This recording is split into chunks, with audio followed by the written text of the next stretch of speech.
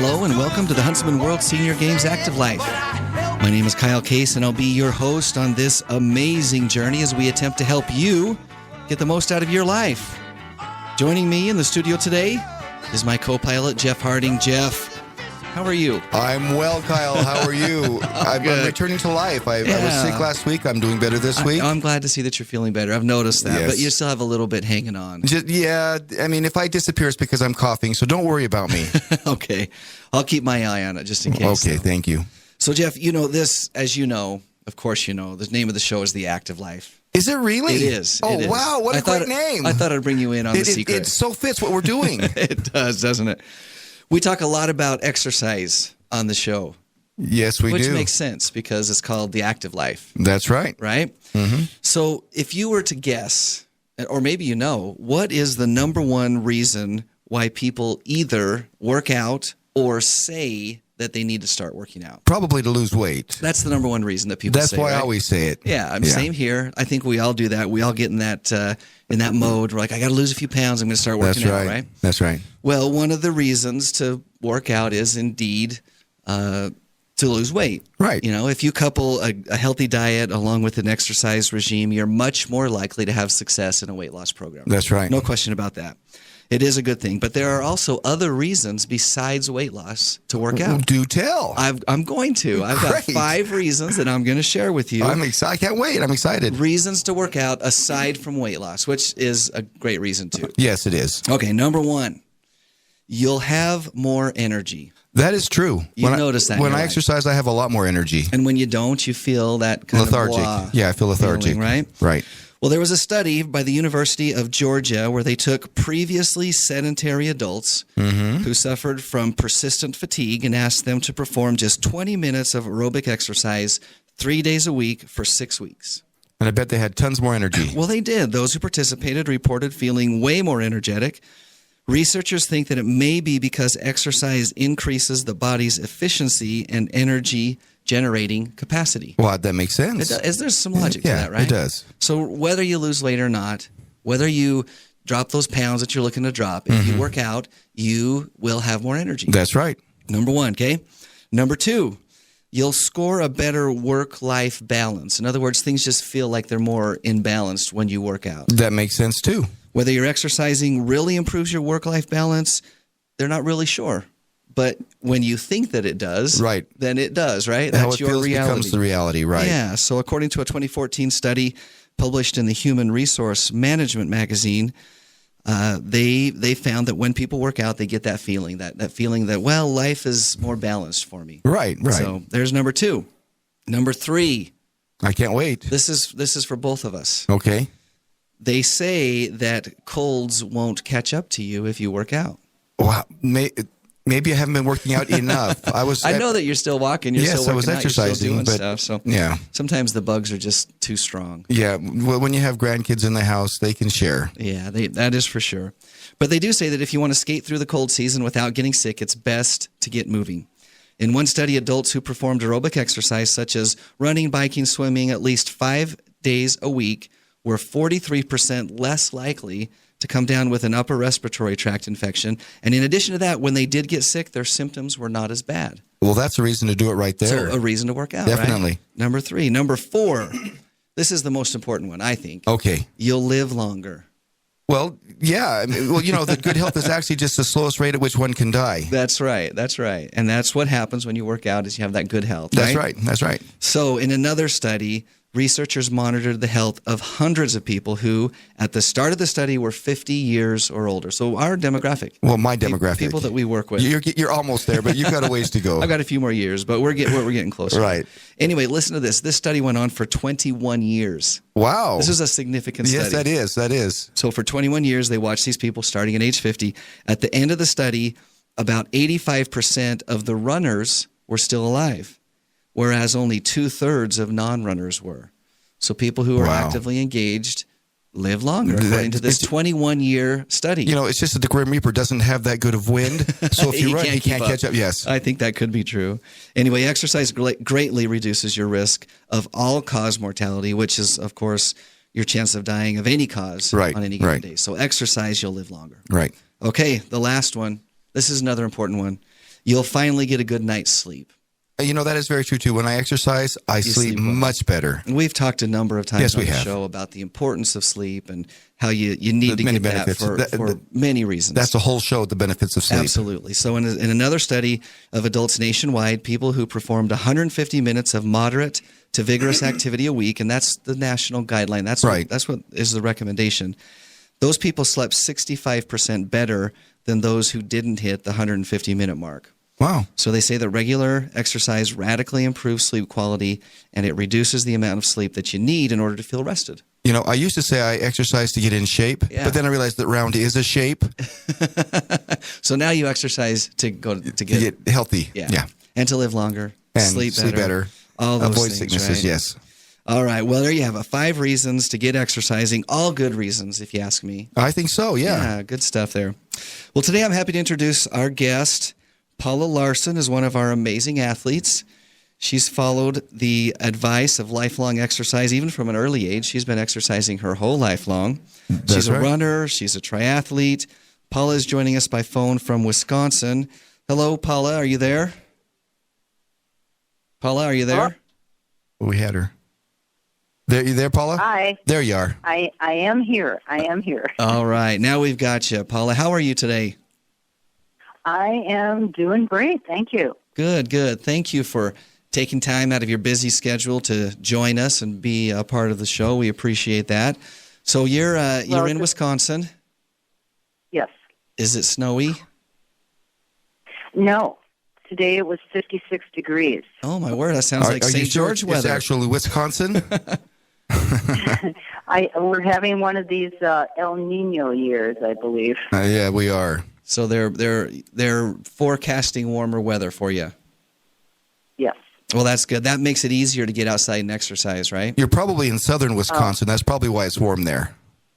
Yes, I am.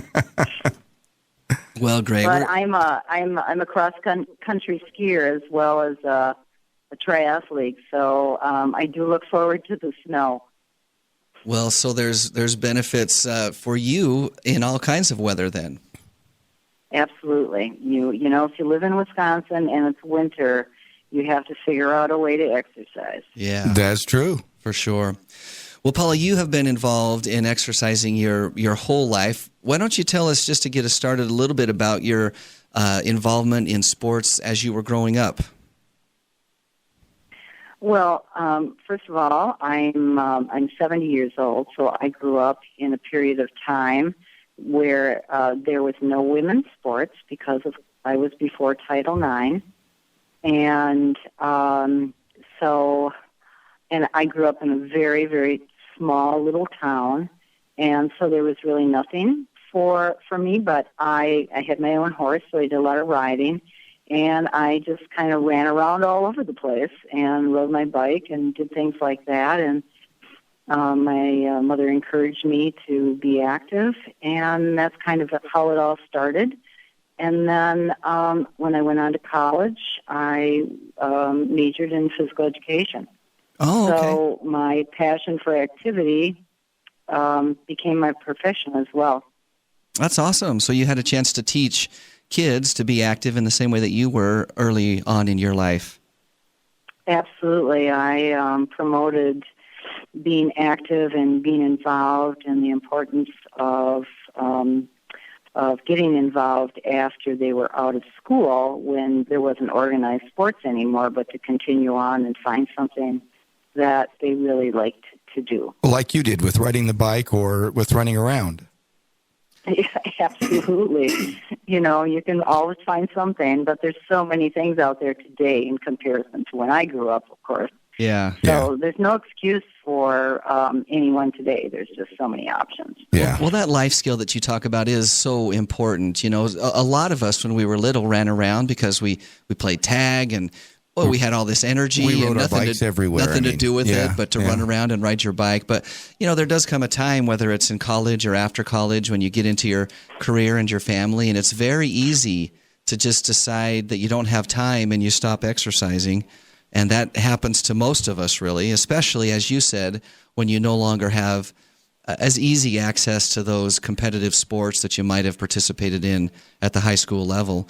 So what advice would you have for somebody who's in that position? Maybe they've taken some time off and haven't been working out, but feel like they need to. How would you motivate them or help them to get going? Well, I have told many people that you have to find that small amount of time in your day, be it 20 minutes, a half an hour, to exercise. And find something. I don't care if it's just going out for a 2-mile walk. But, of course, if you can run, that's wonderful because you get the biggest bang for your buck, so to speak, in a short period of time if you can run. And just find that time. And young mothers these days, they have the joggers. They can take their kids out and run. Right. I didn't have that option. I had to either wait until my husband came home or I had to find a sitter to watch the kids. But I always found a way to get out to exercise. And I think that's so important, definitely. And also, now when people ask me how I keep going, I'm a big gardener as well. I love to garden, and I always tell them, well, when you're trying to maintain gardens, if you let things go, the weeds take over. Right. And then when you try to start and clear everything out, it's so much work. Well, exercise is the same way. If you stop and then you start up again, it's so much work to start over. That's It's right. so So true. if you can just maintain everything, then you don't have to worry about that. That is exactly right. You're listening to the Huntsman World Senior Games Active Life. We're visiting with one of our wonderful athletes, Paula Larson. Now, Paula, you have, as I said, you've lived the active life. You've been very conscious of your need to stay healthy and to be active. But you've also competed in a wide variety of different things, and I want to touch on maybe 2 or 3 of those things. You say that you started running competitively in the late 60s, maybe doing some smaller races. Were those mostly just like 5Ks, 10Ks, local things, or how did you get back into competitive running? Basically, yes, that's exactly what it was. It was just all the local little races that everyone had back then, and they're still here and available. And that's how I started, just doing those races. And from there, you decided you wanted to start adding some distance to those races. Yes. Yeah, eventually I ended up starting to run some marathons. So how many marathons have you ran, Paula? Well, I ended up running 10 marathons, including 2 Bostons. Oh, so you actually did the big one. That's impressive. Yes. Thank you.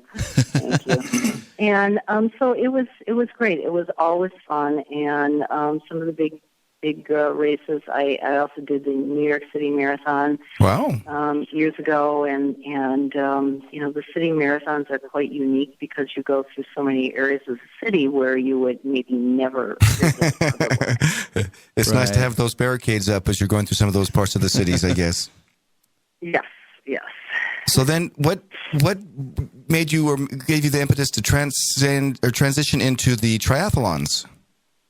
Well, I think what I found is I needed, I love to exercise and I love to be outdoors. And I couldn't run enough to be out there as long as I wanted to.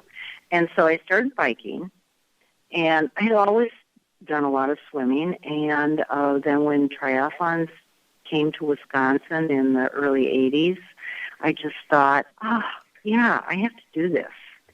And that's how it all started, and I just got really hooked on triathlon. And it just has continued, and that's still my main focus is triathlons today. And now Paula, you've had a lot of success with triathlons. Why don't you talk a little bit about some of the successes you've had and some of the places you've been doing triathlons? Oh, my. I got very involved with triathlon and through USA Triathlon, which is the national organization here in the U.S. And as an age grouper, I ended up qualifying for their age group team, and so I went to many world championships all over the world, places like Australia, New Zealand, Spain, Canada, England. Oh my!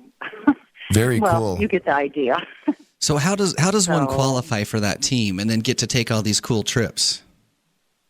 Well, you have to go to the national championships, and at the national championships, you can qualify there. And usually, you need to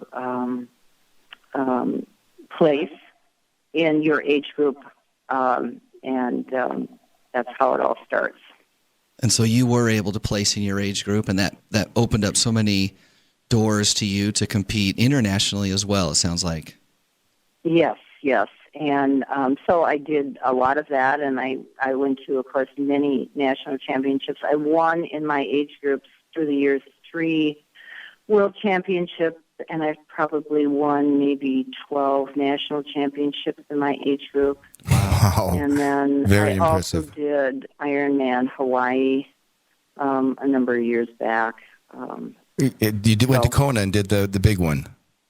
I did Kona, yes. Wow. So talk for just a second about that experience. That's really the pinnacle. That's where triathlon, the Ironman triathlon, was born. What's that like to be Exactly. there and to be able to experience that and race where it all began? Well, it's an interesting place because, you have to deal with a lot of conditions, being at heat and wind mainly. And, of course, an Ironman is a long event. It is a long race. For those It's for those who very don't know or maybe aren't familiar with an Ironman, tell us what the distances are. It's a 2.4-mile swim, 112-mile bike, and then a marathon, which is 26.2 miles.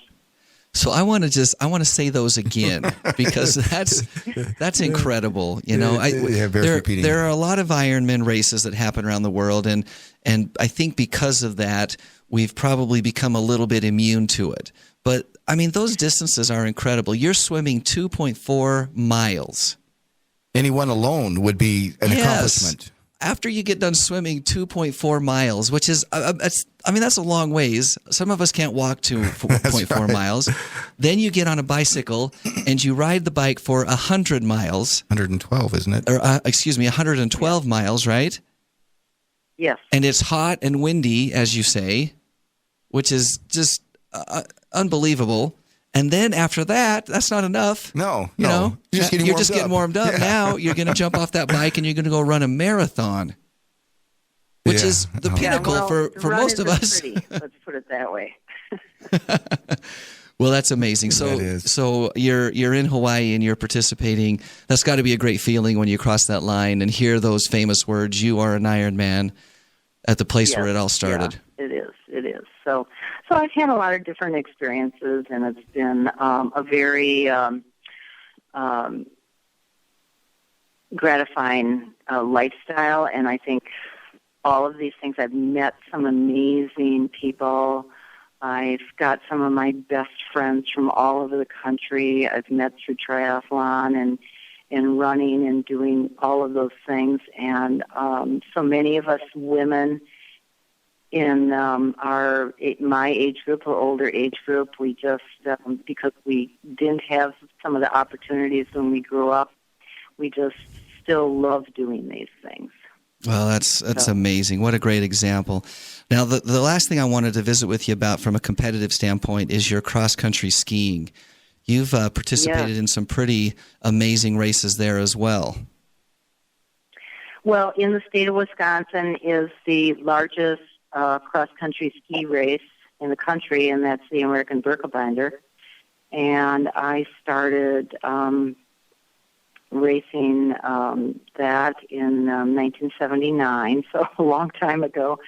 And it's a 52-kilometer race. Back in 79, it was just all classic skiing, but now they have actually 2 courses side by side. One is skating and one is classic. So that's pretty nice. So you have your choice of the style of skiing you'd like to do.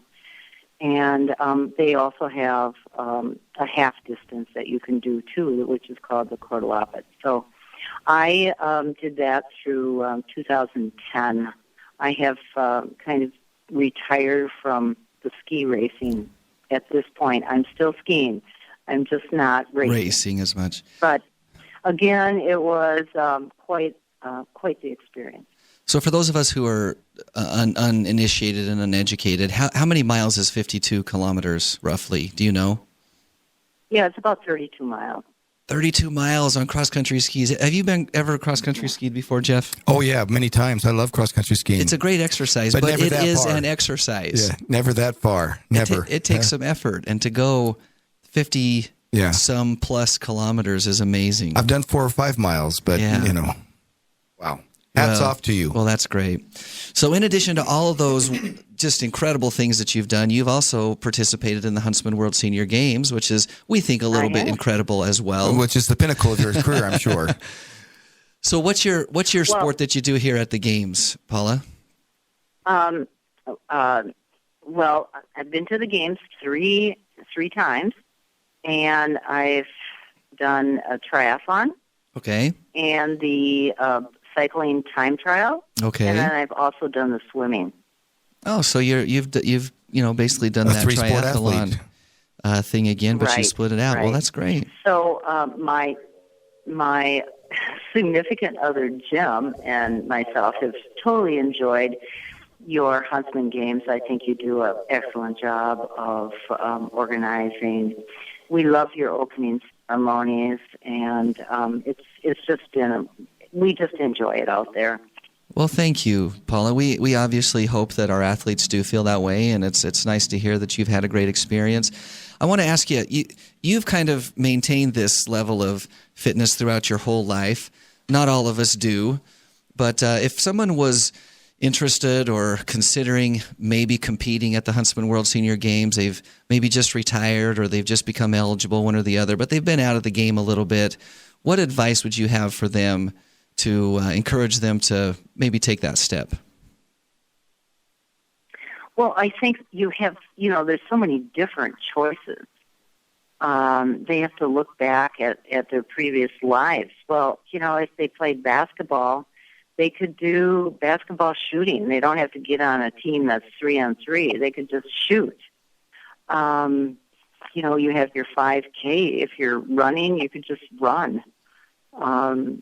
So we've encouraged some other people from Wisconsin to come out and just experience this. But we've also encouraged them by saying, go out and enjoy Utah. Zion National Park is there. You have so much to offer. And we like to come out and stay, and we have our bikes, and then we ride on days that we're not competing. And we love to ride your paved bike trails. And, then there are miles of those. Yeah, and then we go to Zion, or we go up to Snow Canyon, and, just really enjoy the area. Well, Paula, we couldn't have said it better ourselves. Were you hired by the Utah Travel Commission to promote Utah? Yeah, you can hire me. I'll come out and be your promoter. Awesome. Well, Paula, that's about all the time that we have today, but thank you so much for joining us and for your example and for your spirit, and we look forward to seeing you this October, hopefully competing once again at the Huntsman World Senior Games. Yeah, hopefully it will. It will be there again. Wonderful, wonderful. Thank you so much. Thank you. Well, thank you. It was good talking to you. Well, Jeff, the end of the year is rapidly approaching. It's almost time for the traditional setting of our New Year's resolutions. Yes, it is.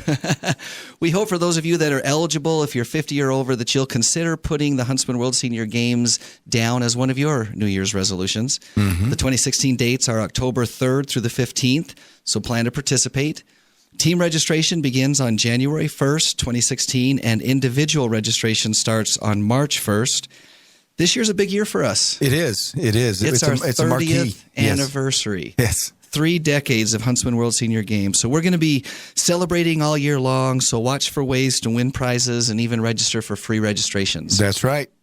Tune in next Thursday at 4:30 p.m. Mountain Time on AM 1450 or FM 93.1 for the Huntsman World Senior Games Active Life. Remember that you can listen to this and any previous episodes right from our website. What's the website, Jeff? www.seniorgames.net. That's www.seniorgames.net. Excellent. Very good. I've said that before a few times. Here's our inspirational thought for the day by Jack Canfield, the author of the Chicken Soup for the Soul books. He says, if we are not a little bit uncomfortable every day, we are not growing. And that's true. That is very true. Yeah. Until next Thursday, stay active. See you, everybody. Bye-bye. Joy to